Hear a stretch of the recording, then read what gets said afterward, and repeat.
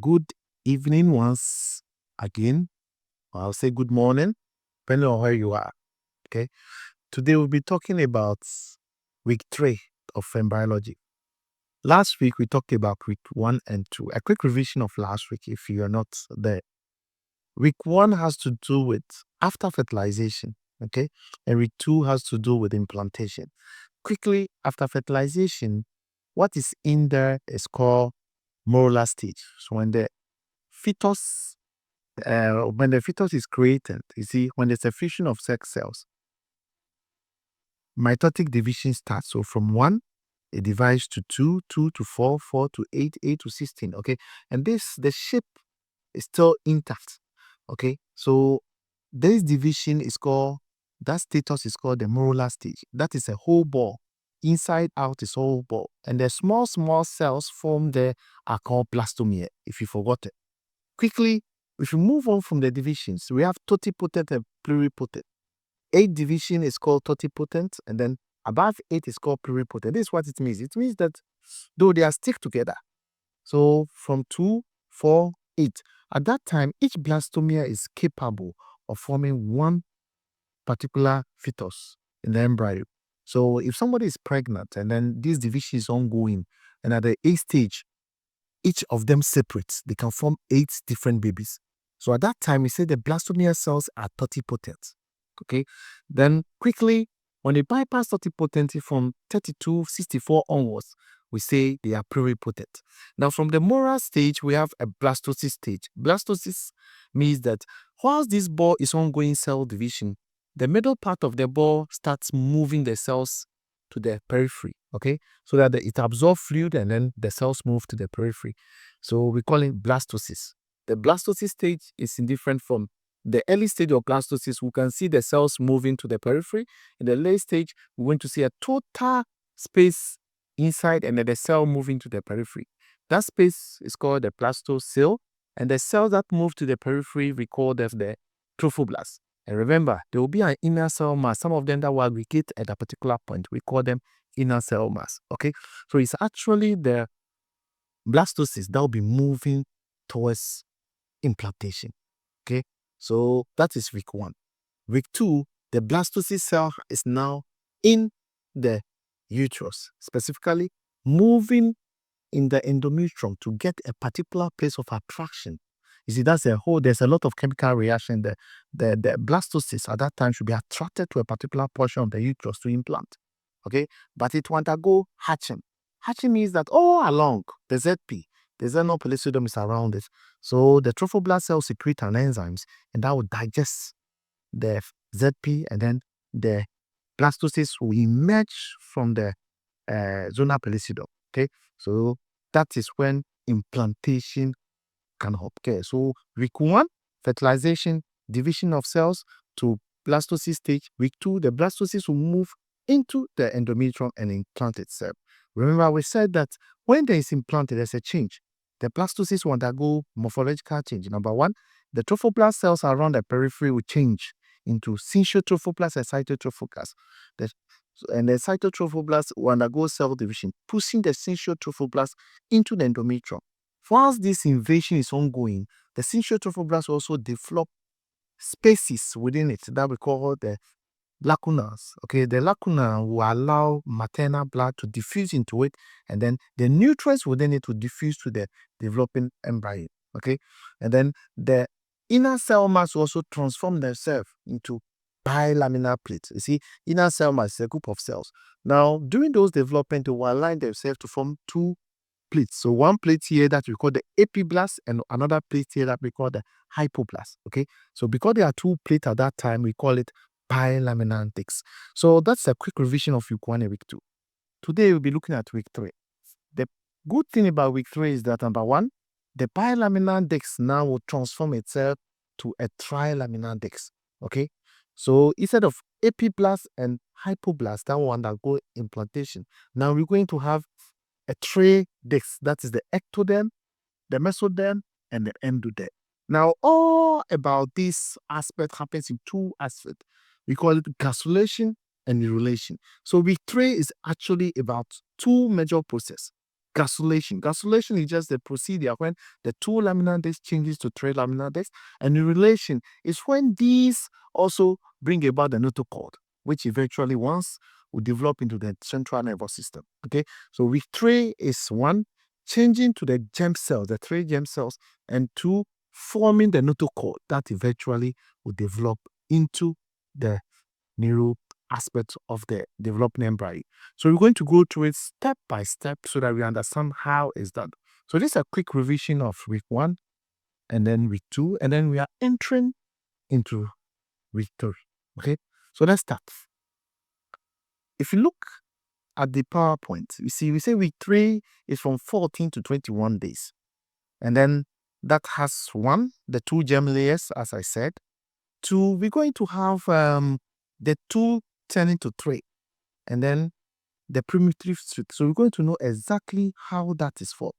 Okay, so if you look on the PowerPoint that's going to be displayed, we have A, B, C, D in front of you. Okay, look at it carefully, the A, B, C, D. If you look at A, number 1, the A is showing the trophoblast cells and the inner cell mass. Okay, number 2, B, the B is showing the bilaminar disc, where we have the epi on top, that is the blue, and then the hypo below, that is the yellow. Okay, and then that will form 2 different cavities. And then we have the C. C is when gastrulation starts. Okay, gastrulation is when the 2 germ layers develop, separate themselves in a primitive streak. You see, the epiblasts will eventually turn to form the ectoderm. Now, the 3rd week, this will start. There is a crack in the epiblast. Okay, we call it a primitive streak. That streak will form something like a gutter in there. And then the cells that form the epiblast, some of them will invaginate through the gutter. Okay, so we have 2 layers. There's a gutter formed on the upper one, and then the layers, the cells within the epiblast will invaginate through the gutter. And then the first 2 will be separated, so there will be an empty space. Okay, so when they invaginate, they go and occupy the empty space. Okay, so the cells will invaginate through the primitive streak and then form another layer between the epi and the hypo. Eventually, the cells that will invaginate will go and form the mesoderm. Okay, and those that will stay above will be the ectoderm, and then the epi, the hypoblast, will still remain, and the next time to be called the endoderm. Okay, so gastrulation itself is just the formation of 2 things. Number 1, a primitive streak with a node, and this primitive streak will allow the cells of the epiblast to invaginate through the gutter form to form a 2nd layer. So if you look at the PowerPoint, you can see ectoderm, mesoderm, endoderm. Okay, so usually it starts with 1, a separation of the epi and the hypo, a primitive streak formation, invagination of the cells from the epiblast, and then they form a different layer. So this time the bilaminar disc will separate to form a trilaminar disc. But there's more to that. This primitive streak formation determines so many things for the embryo. Number 1, it determines laterality. Okay, so you can see here the tissue and everything. It determines laterality. Okay, laterality means that the left part of the baby is determined and the right part of the baby is determined. Number 2, the primitive formation they determine the head region and the tail region of the embryo. In other words, where the node is, okay, where the node is will form the tail, and then where the gutter goes to form the head region. Okay, so we can see exactly 2 dimensions, left and right formation, and then head and cranial formation. So the formation of the primitive streak is very, very important. Okay, when it forms that way, it gives laterality. In embryology, you're able to see that, oh, okay, this part will form the head, this part will form the tail region, this will form the left, and this will form the right. Okay, remember at that time, there is separation of the epi and then the hypoblast, and then the cells will invaginate and form the 2nd layer between the epi and the hypoblast. Then again, the invagination brings about so many things. Okay, so are we going to talk about it? So if you look on the PowerPoint here, we are saying that when this is converted into the AP, the ecto, the meso, and the endo, what would it come out for? So you can see from the PowerPoint here quickly, the ectoderm will form the skin and the nervous system. Okay, the ectoderm. Once upon a time, that ectoderm was the epiblast. Now it's going to form the skin and the nervous system. Okay, now so it means that if somebody is pregnant, this is third week, okay, third week of pregnancy, and you are not aware you are pregnant, and you take certain medications, certain concussions, certain things, and then let's say you want to abort it and it doesn't happen, it's going to affect the epiblast. And the epiblast, we say, will tend to form what? The skin and the nervous system. So that drug that you took to abort the baby, that wasn't successful. It's going to affect the skin of the baby and the brain, the nervous system, the central nervous system. So if the baby comes out, you're going to have a baby with Down syndrome, a baby with spina bifida, everything. Because these things do affect the embryo, the developing embryo. So you see, if you are not, if you are pregnant, you are not aware. Third week, it will be difficult to know that you are not aware. Okay? But if anything, everything goes straight, it's important to stick to attend antenatal very early if you don't know anything. After all, if you want to know you are pregnant, you know that within 3 weeks, you can know you are pregnant. 4 weeks, you can know you are pregnant by doing a beta ECG. A beta ECG is a quantitative test of the ACG hormone. That will let you know you are pregnant. So taking medication without prescription or taking anything in the name of concussion of this can affect that baby because it's going to affect the ectoderm. And we say the ectoderm is going to generate to form the skin, the central nervous system. Now the mesoderm, on the other hand, is going to form the muscle component, the blood, the connective tissue of the body, and also the placenta. Okay, so you see, if you look at the mesoderm that is derived from the epi, the mesoderm now is going to form the muscle. So the skeletal muscle, the smooth muscle, the cardiac muscle will all form from the mesoderm. The blood layer, the connective tissue, everything is going to form by that. So the mesoderm, things that affect the mesoderm are not common. The epi or the ectoderm is the one that mostly affects it. And the endoderm, let's see what's going to develop. In the embryo, the ectoderm will develop to form the epithelial lining and then glands.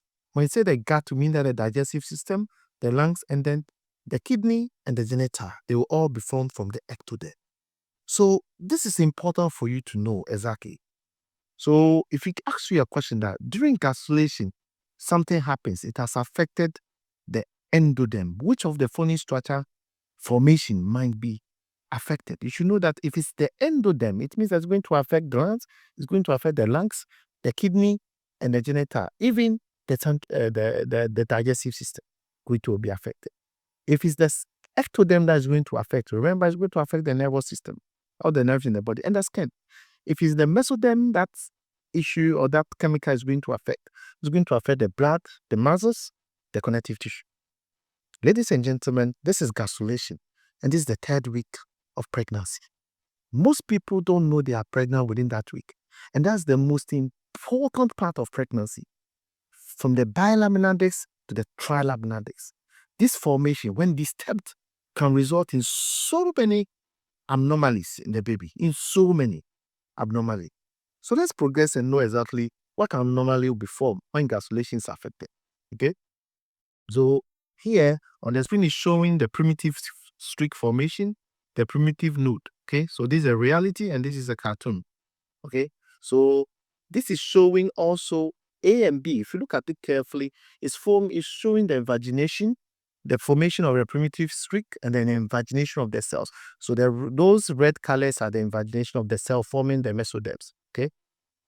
Okay. So when the mesoderm is also formed, you see the mesoderm, we can say that it was derived from the epiblast. Okay. Now the mesoderm formation, that's a new layer. The epi was there, the hypo was there. They separated, there was a streak, and some cells have invaginated into it to form the mesoderm. So the new layer formation here to form the tray is the mesoderm. The mesoderm also has parts. It has the metal part that we call the asia. It has the very close to the middle part that we call the parasia, and we have the lateral plate.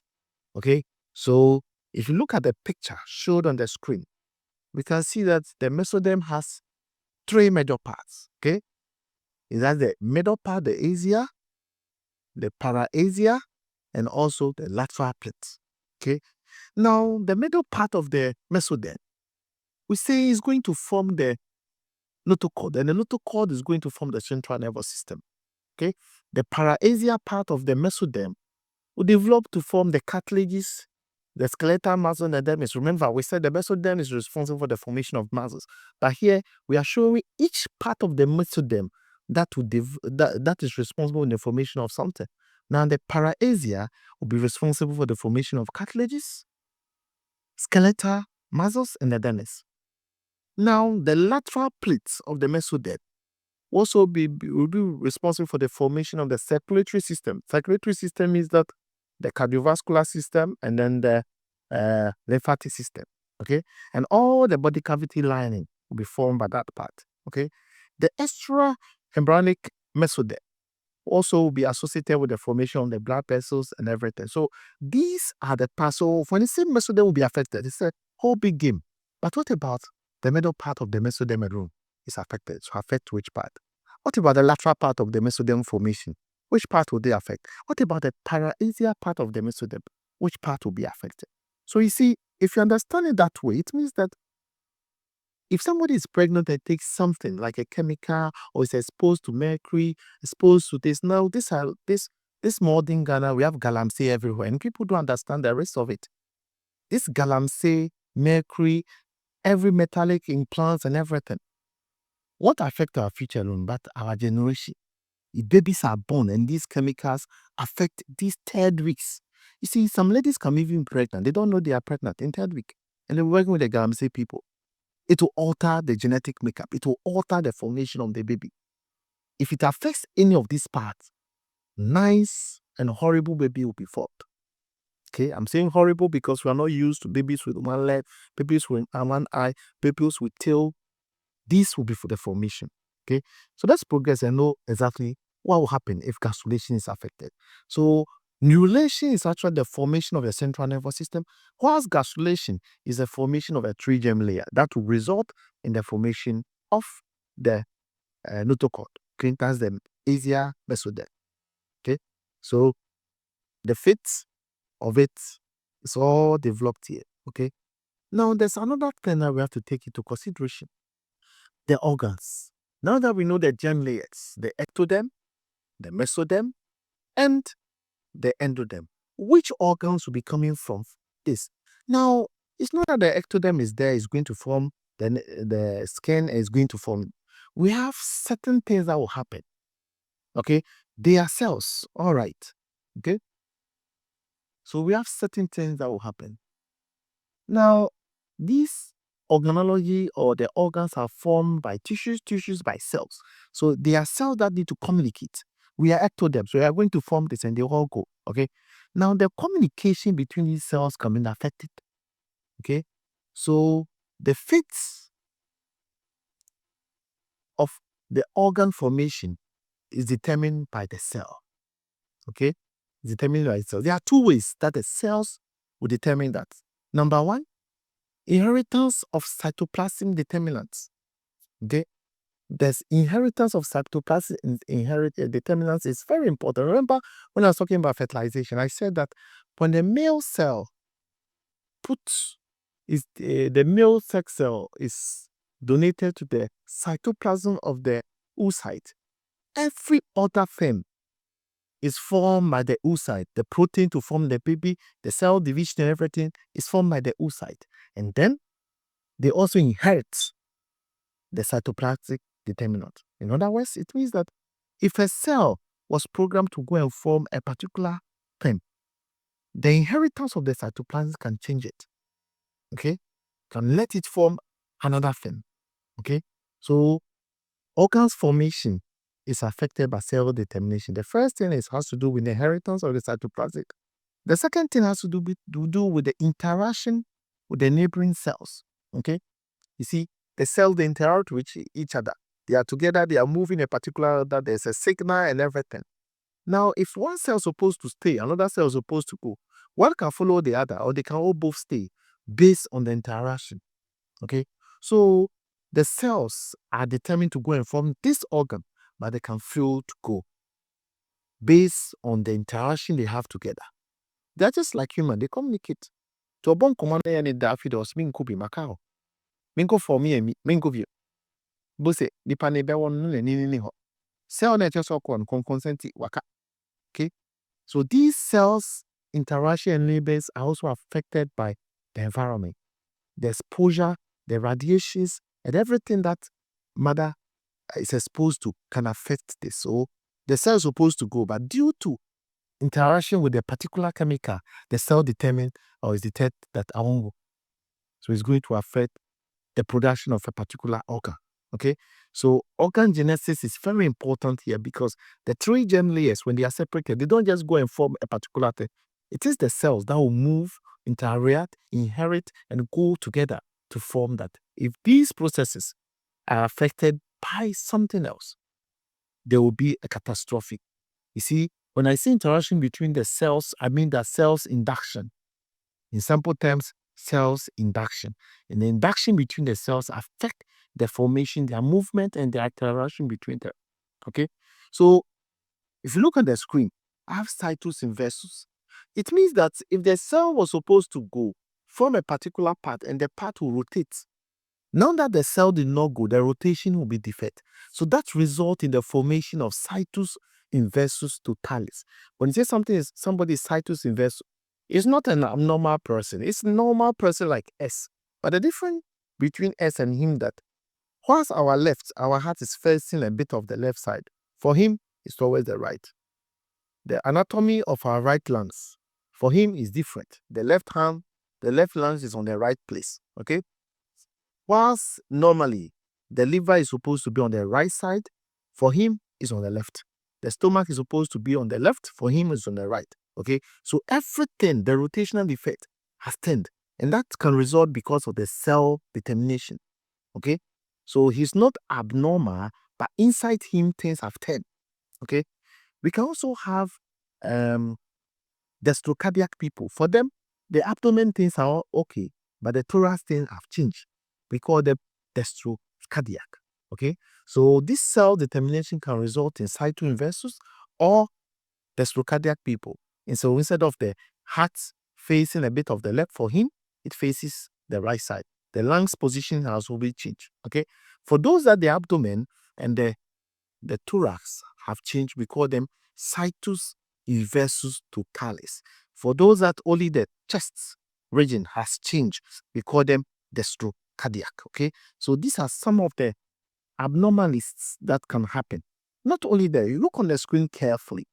I said something about gastrulation. I said gastrulation is just the formation of a primitive streak, and then the cells are the peoples will invaginate. Okay? What about if the cells were supposed to go at a particular time and stop, and then the cell decided that we are not going to stop. We are going to continue our journey whilst we are supposed to stop. Okay?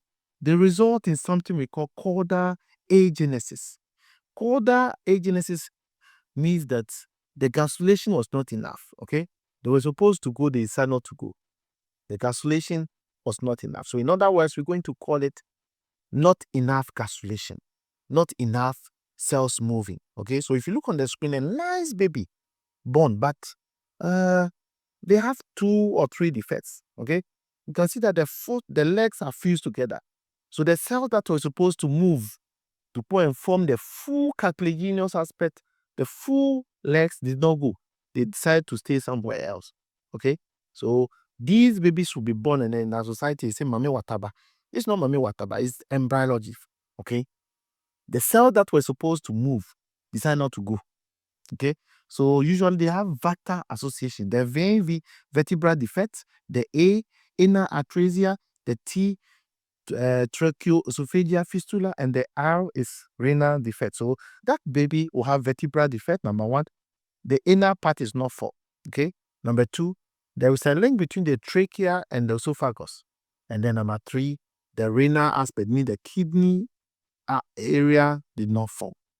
A baby born with all these defects. Some of them can even go further, have other associations like cardiovascular defect and link defects. So this baby will undergo multiple surgeries to correct this. Not enough gastrulation. Organogenesis. You see, just cells to move into the data or the primitive streak to go and form mesoderm so that each of these parts will be formed. They decide not to move due to environmental factors. Radiation can cause that. Okay. When you say radiation, radiation don't just mean X-ray. Even the sun causes radiation. That's the reason why pregnant women in the early stage of pregnancy are allowed or advised to walk in the sun with umbrella. Okay? You are 1 month pregnant, you don't know. You walk on the sun, this scorching sun. You can have radiation effect. Okay?